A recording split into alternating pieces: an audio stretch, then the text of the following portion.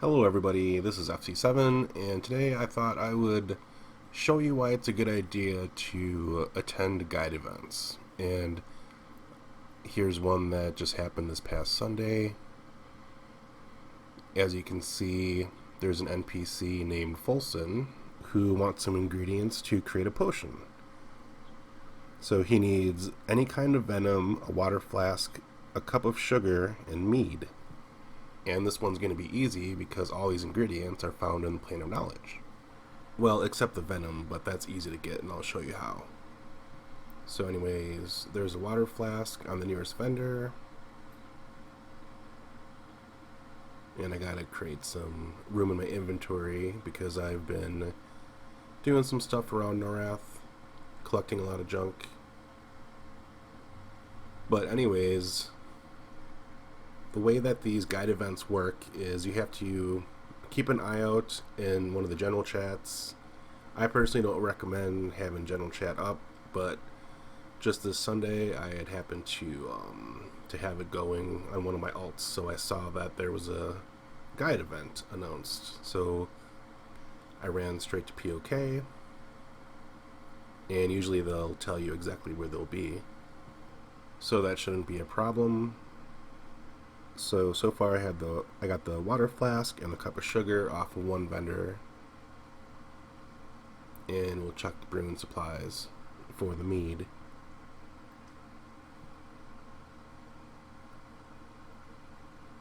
And it just so happens, I believe there's mead on the vendor over next to the small bank, so we'll run there quick. Okay, here we are at the small bank, and there's a brewer right behind here, so we'll check her, and we'll find the mead right there. So once you find the mead, looks like the only other item we need is any kind of venom, but there's a trick to this. So you just go into the bazaar and you just put in the word venom, you put quantity 1, and then go to parcels, and there's a parcel vendor right down here. So you don't even have to run into the bazaar itself. So I really recommend doing these because you never know what you're gonna what kind of prize you're gonna get. So as you can see, like right now my primary, I'm actually holding an item I got from a guide event. It's actually my Epic 2.5, but I have an ornamentation on it that makes it look like a bamboo staff. So I got that one from a guide event. So we'll have to figure out exactly where the NPC was. Usually they have like a green title in their name. This one doesn't for some reason. And it usually always happens like on Sundays. So if you're playing EQ on Sundays, keep an eye out on general chats. So we'll run back to Folson where he is, and we'll do the hand-in. And my advice after doing like tons of these guide events is just be as fast as possible in gathering ingredients, because they're known to just disappear on you. Like I had one time when I was trying to finish one in Butcher Block, I took too long and I came back and the NPC was nowhere to be found. Okay, so I'm going to do the hand-in now.